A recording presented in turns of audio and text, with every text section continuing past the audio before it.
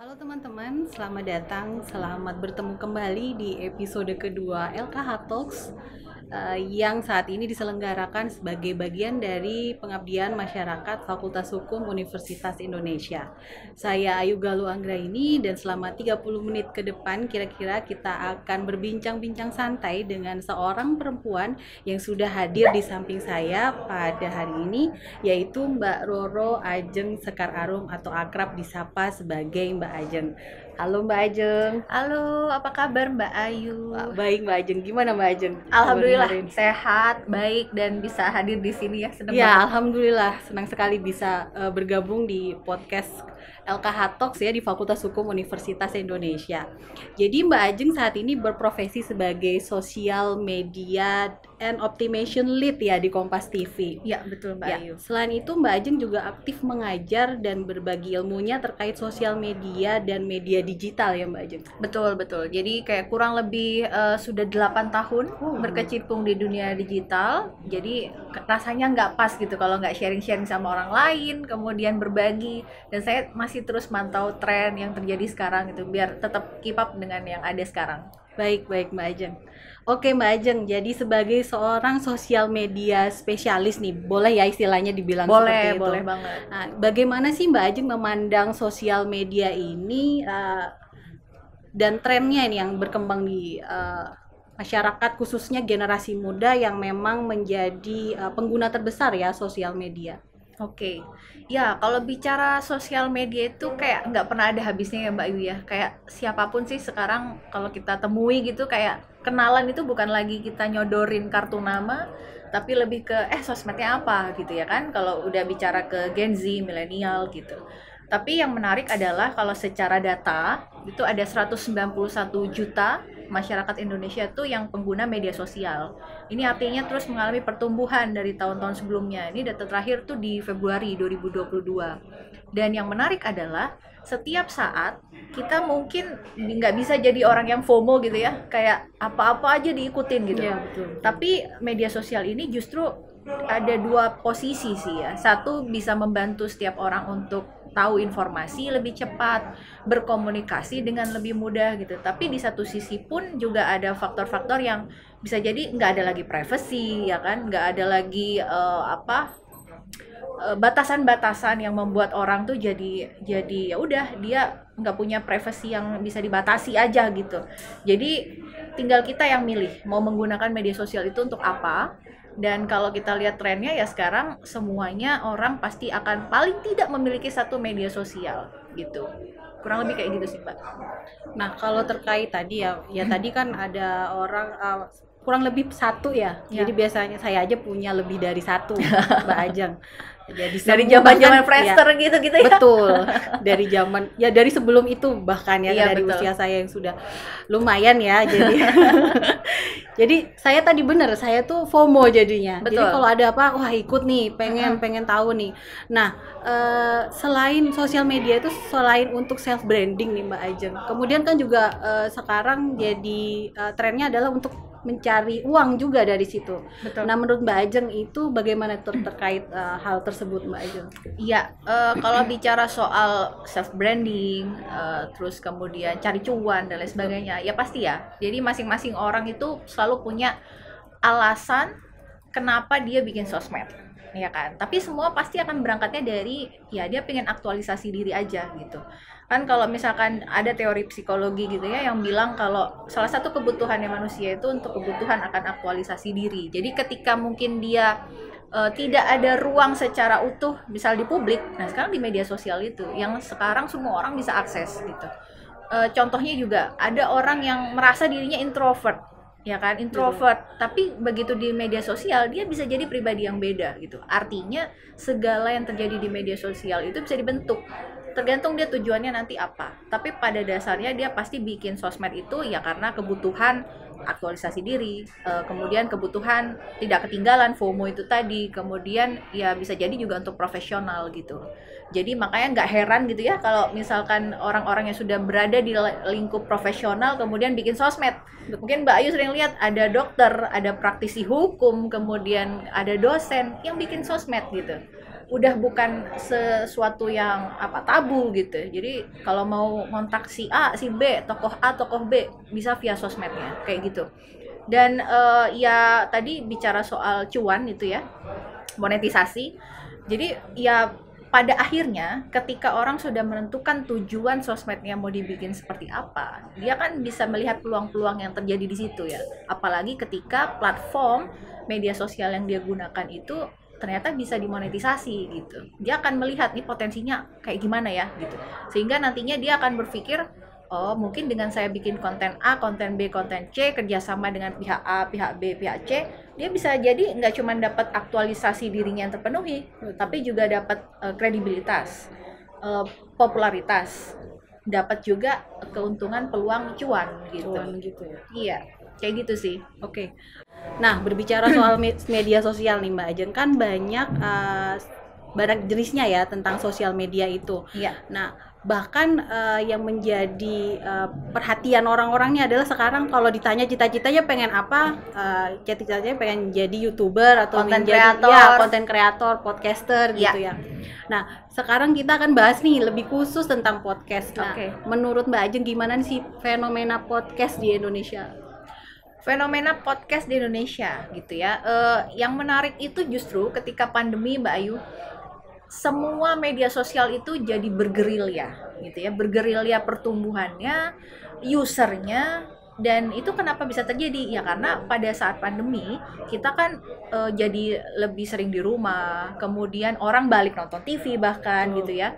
Dan justru yang menarik adalah ada behavior yang berubah gitu. Mereka biasanya kerjanya tuh udah di kantor aja, orang-orang yang udah kerja, terus kemudian kuliah itu juga udah yang pertemuan offline gitu ya, tatap muka langsung. Tiba-tiba harus dihadapkan sama kondisi yang di rumah aja nih gitu. Tapi mereka akhirnya punya behavior multitasking, dimana ketika lagi ngerjain sesuatu dia bisa sambil dengerin audio, dia bisa sambil nyalain TV, nyalain YouTube dan lain sebagainya gitu. Artinya ada kebutuhan akan hiburan, kebutuhan untuk lebih efektif dalam menggunakan waktu gitu ya, sehingga hiburan-hiburan atau mungkin kita bisa menyebutnya audio digital ini, bentuknya podcast itu tadi, jadi punya ruang gitu untuk bertumbuh. Kalau dulu saya mungkin nggak biasa dengerin podcast, tapi ketika macet di jalan atau ketika saya lagi masak misalkan, atau lagi capek nih ngerjain kerjaan yang gitu-gitu aja ya, terus saya tinggal nyalain sesuatu, kerjaan jalan, pikiran saya juga sambil mendengarkan gitu. Meskipun pada kenyataannya ya sebenarnya multitasking nggak bagus-bagus juga gitu. Betul. Tapi ya itulah yang merubah gitu. Pandemi itu merubah behavior orang untuk menikmati hiburan. Dan podcast itu tumbuh di 2 tahun belakangan ini khususnya, kalau nggak salah ya data yang saya baca itu di Indonesia sendiri, user untuk podcast itu tadi bertumbuh dan menjadi nomor 3 tertinggi di Asia Tenggara. Dan nomor 2 di global gitu. Wow. Jadi bisa dilihat kan potensinya tuh kayak besar gitu Mbak Besar Ayu. sekali. Makanya orang tuh juga mulai berpikir kayak saya nggak perlu tampil gitu ya, saya nggak perlu pinter-pinter banget public speaking, saya bisa ngomong apapun gitu. Karena pada dasarnya ya kita mikir yang paling dasar banget nih Mbak Ayu. Jadi tiap orang tuh kan storyteller ya. Betul. Jadi sebenarnya pengen cerita, Iya, pengen tapi cerita. bisa jadi mau sama siapa, atau mungkin bisa jadi mau cerita tapi wah nggak terlalu cakep nih dan lain sebagainya gitu. Jadi dia nggak memilih YouTube bisa jadi, tapi dia milih untuk jadi podcaster. Tapi ada juga yang seperti Mbak Ayu tahu sekarang ya trennya, orang itu create one, distribute many, bikin satu konten, ada visualnya, ada audionya gitu. Yang mana kalau misalkan dia nggak pede dengan penampilannya, dia tinggal convert aja audionya gitu. Sama yang seperti kita lakukan. Betul Ya. kan, outputnya bisa di mana-mana gitu kan. Jadi nggak cuma di YouTube, tapi juga di podcast gitu. Iya. Dan ya tinggal dipilih lagi apa tujuan orang itu untuk bikin itu gitu. Dan nantinya ketika dia sudah mungkin nyaman ya dengan platform itu, tahu bagaimana cara optimasinya untuk bikin konten di platform ini, dia nantinya juga akan arahnya kan bagaimana kemudian ini semua bisa diuangkan ataupun punya benefit khusus untuk dirinya, kayak gitu sih. Jadi emang apa ya, semua tuh sangat dinamis sih Mbak kalau di digital gitu ya. Setiap saat ada tren baru, setiap saat ada peluang untuk orang ya jadi user di situ gitu. Oke, jadi tadi dikatakan ya kontennya mungkin di podcast tuh lebih bebas ya seperti Ya. itu karena ada curhatan, mungkin ada pengalaman pribadi. Nah, Mbak Ajeng sebagai sosial media spesialis nih dari yang pengamatan Mbak Ajeng selama ini tentang podcast dan juga podcasternya, kira-kira tuh apa yang paling banyak biasanya diupload di podcast seperti itu Mbak Ajeng? Macam-macam. Jadi kalau kita ngelihat yang sifatnya individu, itu biasanya dia akan sharing soal dirinya, cerita soal pengalamannya, kemudian juga ada yang berbagi pikirannya, ya kan? Karena siapapun bebas berbicara. Ya, dan sekarang kita ada di era demokrasi, siapa aja bisa ngomong gitu kan. Meskipun kalau dari saya pribadi selalu bilang, ketika kamu tidak punya kapabilitas akan hal tersebut, jangan berani ngomong gitu. Artinya, kalaupun kita tidak punya otoritas untuk bicara, ya kan, paling tidak kita lakukan riset, kita belajar, kita cari tahu lagi data-datanya. Jadi bicara itu nggak asal kosong aja gitu. Boleh nggak kita mengumpat gitu di podcast dan lain sebagainya? Ya bisa jadi, mungkin boleh ya gitu ya. Tapi apakah kemudian itu yang mau kita tunjukkan gitu? Dan Betul. apakah kemudian narasi yang mau kita sampaikan pesannya itu ya hanya sebatas luapan-luapan marah atau apa gitu. Makanya pada akhirnya ketika kita memutuskan untuk bikin satu akun di podcast gitu ya, atau bikin konten ke depannya, ya kita juga menentukan kemampuannya kita tuh apa, kemudian jenis-jenis kontennya itu mau bahas apa gitu. Jadi kayak kalau saya berkecimpung di dunia konten juga nih Mbak Ayu, selalu bikin konten plan gitu. Jadi kayak Oke. paling tidak saya tahu payung podcast saya tuh mau arahnya kemana.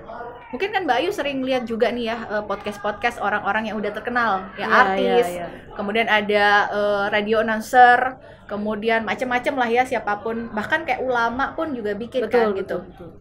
Nah, ya tergantung dia tujuannya apa lagi gitu. Ada yang kalau artis mungkin mau berbagi pengalamannya, pertemanannya, kayak tongkrongan pun kayak kita nongkrong berdua nih misalkan, atau bertiga, berempat, kita bikin Langsung aja bikin podcast. podcast yuk gitu Iya, ya. karena apa? Ya karena mereka merasa obrolannya pun asik kan gitu. Dan bisa jadi orang lain di luar circle itu gitu, tongkrongan itu juga enak banget kalau dan nyambung, relate gitu dengan obrolannya gitu. Jadi memang nggak ada yang ngebatasin dan lain sebagainya gitu. Jadi enak-enak aja dan akan ada banyak ragam konten yang ada di podcast, dari mulai dongeng, cerita pribadi, fiksi bahkan gitu ya. Mungkin Mbak Ayu tahu juga ada Rintik Seduh, dia bikin soal pengalaman pribadinya, soal dia tuh dari novel kemudian dibacakan ulang jadi semacam audiobook. Ada juga kemarin saya lihat itu kayak pengajian dan lain sebagainya. Jadi ya itulah indahnya dunia digital dengan audio podcast itu Ya, tadi. dinamis sekali ya. Dinamis Mbak gitu. Nah, bicara soal konten nih, tadi udah disebut-sebut soal konten. Nah, tadi kan ya bebas, tidak ada batasan dan lain sebagainya. Nah, tapi kan kadang nih begitu kita buat podcast itu ada yang suka, ada yang pasti kontennya tidak suka seperti itu ya. Oke. Dan juga ada konten yang normal, misalnya itu ada konten yang menurut orang lain itu sangat ofensif gitu ya. Nah, itu kan dimungkinkan. Atau mungkin menurut kita yang upload, itu tidak ada masalah. Tapi ketika diunggah mungkin bermasalah karena mungkin ya porno atau segala macamnya, itu kan mungkin dimungkinkan. Nah, Ya. berdasarkan pengalaman Mbak Ajeng sebagai seorang sosial media expert nih, nah apa yang harus dilakukan nih bagi seorang podcaster apabila misalnya ada yang pihak yang keberatan seperti itu. Nah, itu harus bagaimana sih sebenarnya, atau ada rules, guidelines yang sekiranya harus diikuti oleh seorang podcaster nih supaya kontennya tuh aman tuh, Mbak Ajeng? Iya, ya ini juga PR ya gitu ya, mengedukasi orang untuk ya segala bentuk hal yang kita ucapkan, kita sampaikan gitu, kita publikasikan itu menjadi pertanggungjawaban kita sendiri gitu kan. Betul. Nah, tapi pada akhirnya kalau mungkin secara hukum nanti dari pihak LKHT ya yang bisa lebih tahu gitu secara tataran hukumnya seperti apa. Tapi kalau dari kita content creator ataupun social media expert ataupun orang yang berkecimpung di dunia digital media sosial ini selalu harus punya mindset bahwa segala bentuk hal yang kita sampaikan itu tadi perlu hal yang jelas jelas, perlu di cross check, perlu validasi sehingga ketika kita menyampaikannya ya orang tuh udah paham bahwa itu sesuatu yang benar gitu. Makanya kan sekarang konten hoax tuh banyak, Mbak. Terus kemudian konten orang-orang yang mengkritik sesuatu hal itu banyak gitu. Dibebasin nggak? Ya dibebasin. Tapi seberapa jauh sih pertanggungjawabannya gitu. Kalau saya sekarang bekerja di media, otomatis saya udah melewati proses-proses itu gitu. Proses konfirmasi, validasi, sehingga nanti akhirnya informasi yang kami sampaikan itu tidak salah gitu. Tapi bagaimana kemudian dengan orang yang mungkin tidak punya pengetahuan soal itu. Nah, ini menjadi PR besar nih. Artinya sebagai pengguna pun platformnya juga harus mengedukasi. Biasanya dari masing-masing platform itu akan ada semacam safety brand gitu ya, brand guideline gitu, content safety-nya seperti apa.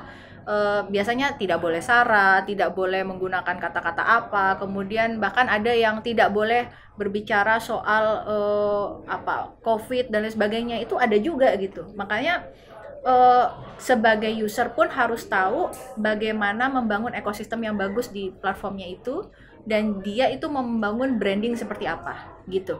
Jadi kalau misalkan secara branding dia memang membangun brandingnya yang urakan dan lain sebagainya, ya mungkin hal-hal umpatan dan lain sebagainya itu mungkin bisa aja keluar gitu. Ya tapi itu nanti efeknya kan akan ke dirinya sendiri. Dan kalau dia tidak ada masalah dengan hal tersebut, ya sudah gitu, selesai gitu. Tapi kalau misalnya ada orang yang nggak suka dan suka banget jadi fanatik, ya itu balik lagi dari efeknya media sosial itu sih, Mbak gitu.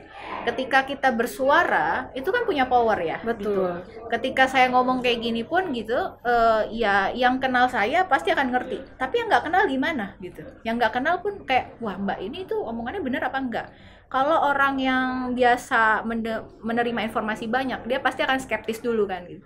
Tapi kalau dia orangnya yang bukan tipe-tipe ya semua hal tuh langsung masuk aja gitu ya, masuk ke dalam pikirannya dia terima mentah-mentah, ya itu yang bahaya. Ya, betul gitu. Jadi ya tinggal kita nih mau jadi podcaster yang memberikan informasi seperti apa gitu. Apakah informasi yang sudah terverifikasi, yang kita sudah bisa pertanggungjawabkan, atau justru ya apa aja keluar deh gitu. Kita yang milih gitu. Nah, tapi Mbak Ajeng nih, biasanya kan Mbak Ajeng sih handle sosial medianya. Ya. Apabila ada konten yang ada aduannya terhadap konten itu, nah apa sih yang harus biasanya dilakukan oleh Mbak Ajeng sebagai yang handle sosial media nih? Oke, ya, yang kami lakukan itu ya ini masuknya manajemen krisis ya. Artinya ketika ada sesuatu yang menyinggung pihak-pihak tertentu, kita akan memeriksa gitu, validasi dulu apa sih sebenarnya yang terjadi di sini. Karena biasanya memang aduan pertama dari netizen kan, komen. Betul. Gitu, komentar, ini postingannya kok begini, ini harusnya informasinya salah nih, ini harusnya begini begitu. Langsung gitu. Banyak ya masuk. Banyak gitu, pasti itu ada, dan ya namanya di media, Mbak. Kalau saya di media jadi banyak gitu. Dan ketika pegang brand pun sama tuh seperti itu. Ataupun ketika mungkin di sosmed saya sendiri gitu ya, nggak usah jauh-jauh. Misalkan di sosmed saya sendiri ada orang yang bilang, ya informasi yang kamu sampaikan tuh salah gitu. Apa yang saya lakukan? Ya saya harus dengan legowo menerima dan memeriksa kembali gitu, memeriksa mana nih part yang menjadi kontroversi itu tadi gitu. Karena sekarang gini, rumusnya viral itu apa sih gitu? Kan nggak ada ya? Nggak ada. Tapi yang paling mudah adalah ketika yang kontroversi yang rahasia dibuka ke publik. Betul, itu mudah sekali viral emang. Itu mudah banget gitu, karena memancing apa? Ketika ranah publik itu udah jadi konsumsi publik, ranah privat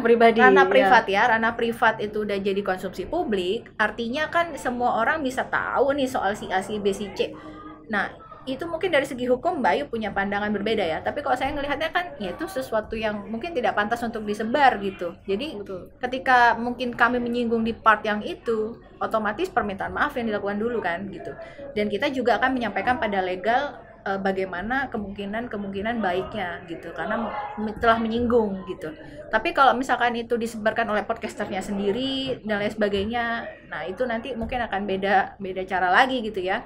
Yang jelas kalau kami sebagai pelaku media sosial sebisa mungkin menghindari terjadinya misinformasi yang berujung pada tindakan-tindakan hukum ataupun ada orang-orang yang tidak terima dengan hal tersebut gitu.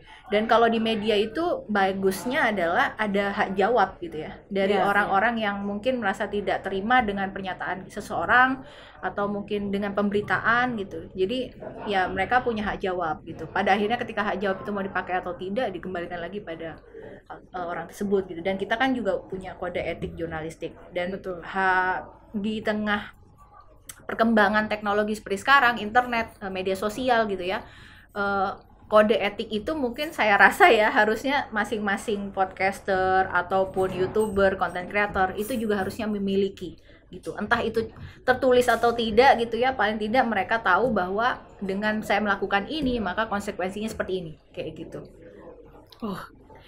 Wah, ini lumayan complicated ya. Saya ya. kira itu kan apa namanya ya? Oh iya, cuma bikin podcast, kemudian menyampaikan ininya ya langsung upload. Ternyata ada step by stepnya ya, Mbak Ajeng, yang seharusnya dilakukan oleh para podcaster agar kontennya itu tidak bermasalah.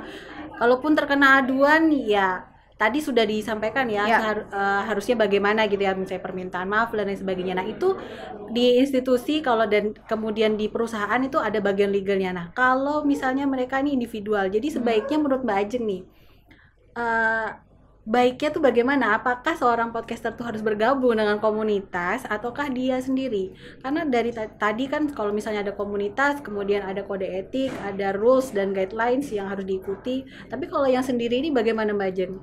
Jadi apakah menurut saran-saran dari Mbak Ajeng, apakah mereka harus ikut komunitas ataukah mereka bisa sendiri aja tapi dengan aturan-aturan yang mereka buat sendiri seperti itu? Iya, jadi menurut saya untuk jadi content creator kan harus punya integritas juga. Betul. Ya Mbak Ayu ya, artinya dialah yang menentukan nih arah hidupnya tuh mau dibawa kemana gitu. Ya balik lagi ke tadi yang saya sampaikan, kalau di personal brandingnya dia emang suka bikin konten yang kontroversi, ya pada akhirnya efeknya dia akan tanggung sendiri. Emang gitu. Brandingnya seperti itu ya. Iya gitu. Dan bisa jadi ya itu mungkin yang meningkatkan adrenalin rush-nya dia gitu ya, sehingga kayak ya saya harus bikin konten ini gitu, atau terkenal dengan cara-cara seperti itu gitu. Tapi ya kalau mau langgeng terus di apa namanya di dunia content creator itu pun ya paling tidak dia punya ciri khas. Memang dia punya ciri khas, dia tahu harus ngapain gitu. Dan ketika dia punya ciri khas, dia bangun personal branding ataupun brand image yang seperti apa, yang kemudian nantinya bisa juga dilirik oleh perusahaan gitu kan. Sekarang juga udah mulai bermunculan ya startup audio digital gitu yang dia membantu kreator-kreator untuk bisa memonetisasi kontennya, kemudian juga punya perlindungan terhadap kontennya gitu kan, karena punya payung hukum, punya payung yang jelas ini arah kontennya akan dibawa kemana gitu. Termanage dengan baik ya. Termanage dengan baik gitu. Dan yang bagus juga adalah ketika podcast itu dibuat juga ada produsernya, ada tim produksi dan lain sebagainya gitu. Kalau yang individu tuh kan pasti dia akan bekerja sendiri dan lain sebagainya. Saya kalau saya pribadi saya tidak akan membeda-bedakan gitu ya. Jadi kayak yang individu tuh lebih bagus daripada yang ikut perusahaan karena terbatas mungkin atau dibatas-batasi. Ya nggak juga gitu. Pada akhirnya kan kreativitas yang menjadi nomor satu di dunia konten kreator.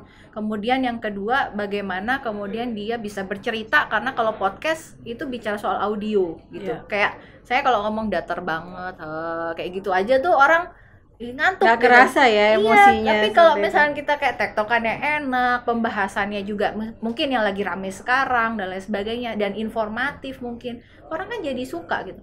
Atau kalau misalnya mau komedi gitu ya, ngobrol-ngobrol komedi, tongkrongan lain sebagainya, orang tuh jadi suka gitu. Jadi masing-masing tuh pasti akan punya pasarnya. Jadi mau dia sendiri atau bergabung dengan komunitas atau perusahaan, itu dipersilakan, tapi selalu ingat bahwa bijaklah bermedia sosial, bijaklah membuat konten, karena pada akhirnya mau tidak mau segala hal perlu dipertanggungjawabkan, kan seperti itu. Jadi kalaupun dia memilih, wah saya nih mau jadi lone ranger aja gitu, bikin konten semua sendiri, single fighter gitu ya, karena ya kan podcast produksinya paling mudah gitu kan, kita butuh handphone aja udah selesai gitu, kita rekam atau kita nanti tinggal bikin akun di Anchor dan sebagainya gitu kan, udah jadi gitu Mbak Ayu. Tapi tinggal bagaimana kemudian dia nanti bisa memanage ketika namanya udah besar, podcastnya udah jadi acuan orang untuk informasi gitu kan. Sekarang juga orang sering mengutip dari podcast siapa, Iya, ya kan, iya, jadi seperti itu. rujukan akhirnya. Jadi rujukan. Jadi ya tinggal ditentukan lah gitu. Dia tuh mau seperti apa gitu. Yang jelas kalau misalkan bergabung dengan komunitas, dia akan lebih banyak support sistemnya. Kemudian kalau bergabung dengan perusahaan audio digital, dia pasti juga akan lebih terlindungi dari segi hukum gitu ya.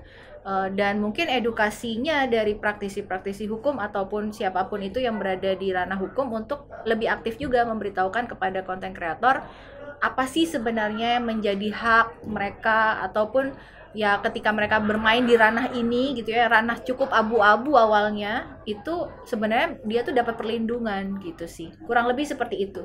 Karena saya pun sampai sekarang masih terus belajar gitu, kadang wah saya bikin konten ini ternyata menyinggung pihak A, atau bahkan ketika saya pakai konten ini audio backsoundnya ternyata punya copyright si B gitu. Betul-betul. Tanpa Tanpa disadari ya tanpa gitu. disadari. Jadi ketika kita sudah memenuhi diri kita juga dengan pengetahuan dan siap jadi konten kreator gitu, jadi ya kita udah siap nih sama konten kita, begitu dilepas ke publik, itu kan konten kita jadi milik publik. Betul. Bukan jadi punya kita lagi gitu. Jadi kalau mau dikomenin netizen, mau di apalah diomongin macam-macam, ya harus siap gitu. Makanya mentalnya konten kreator tuh harus kita acungi jempol sih Mbak, karena dia dengan berani juga udah memproduksi karya dan layak untuk diapresiasi, apalagi ketika dia sudah konsisten gitu ya, dan bisa jadi terkenal karena itu gitu. Jadi saya rasa sih masing-masing pihak tuh harus juga rajin mengedukasi hal tersebut gitu. Baik, Mbak Ajeng. Nah, yang terakhir nih, boleh berbagi nih Mbak Ajeng tips sukses dan bijak dalam bijak ya bermedia sosial, dan bagaimana sih menjadi podcaster yang baik. Tadi sudah banyak di highlight beberapa. Iya. Nah, ini mungkin yang lebih Rangkumnya. penting ya. Yang penting itu pokoknya yang pertama niat dulu. Kalau menjadi content creator mah niat ya. Niat itu berangkatnya kenapa niat? Karena dengan niat dia jadi konsisten. Mungkin saya sama Mbak Ayu bisa aja bikin podcast nih sekali gitu ya. Tapi apakah kemudian besoknya kita akan bikin lagi? Itu kan jadi pertanyaan. Jadi orang tuh juga bisa jadi kalau misalnya kita secara kuantitas ngontennya sedikit, orang jadi nggak tahu soal kita gitu. Tapi ketika kita konsisten, kita bangun branding mau seperti apa, kita tahu tujuan ini bikin sesuatu dengan konten kita itu arahnya kemana, otomatis kedepannya akan ada efek-efek dampak yang juga bisa jadi menguntungkan untuk kita sendiri. Contohnya ketika yaitu tadi saya sebut di awal, ketika seseorang punya kemampuan, misalkan kemampuan saya menulis, saya bikin nulis naskah segala macam, saya bikin kontennya audio podcast gitu ya. Mungkin orang nggak akan tahu saya ketika saya cuma nulis aja. Tapi ketika saya bikin konten ini, kemudian disebarkan ke publik, orang jadi tahu saya, brandingnya terbangun, kredibilitas terbangun. Nah itu tadi efek dan dampaknya. Dan seperti yang sudah saya sampaikan tadi, kita harus bijak bermedia sosial karena setiap hal yang kita posting, kita unggah, kita ucapkan itu perlu dan nantinya akan harus bisa dipertanggungjawabkan. Lewatilah proses riset yang benar gitu ya, gunakan data yang benar. Kalau misalkan mau podcastnya misalkan ngegosip dan lain sebagainya, ya pastikanlah itu kamu tidak akan masuk ke ranah hukum ketika bicara ranah privat gitu. Dan ini semua juga berkaitan dengan bagaimana nantinya umur dari kreator itu sendiri. Betul, Artinya umur seberapa jauh dia berkarya di situ gitu ya. Kan jangan sampai karena konten kita masuk bui gitu ya, Mbak Ayu. viral sebentar tapi efeknya lama ya. Betul. Jadi lebih baik konsisten dan semua dimulai dari niat, tentukan tujuannya apa gitu. Sehingga kita juga bisa jadi kerja dengan lebih semangat gitu ya, menemukan passionnya di sini, sehingga kalau kita orang udah passionate, dia pasti akan memberikan yang terbaik untuk kontennya gitu, dan nggak mau hanya dikenal sebagai ya seseorang yang pakai kontroversi aja untuk terkenal kayak gitu sih. Baik, jadi sepertinya soal fenomena media sosial ini perlu kita kawal ya Mbak Ajeng ya. Mbak Ajeng dari mengedukasi dari segi sebagai sosial media expert, dan saya di Fakultas Hukum UI mengawal dari segi hukumnya ya. Betul. Jadi supaya kita dalam bermedia sosial itu tetap aman, bebas tapi tetap terarah gitu. Betul. Ada rules dan guideline-nya.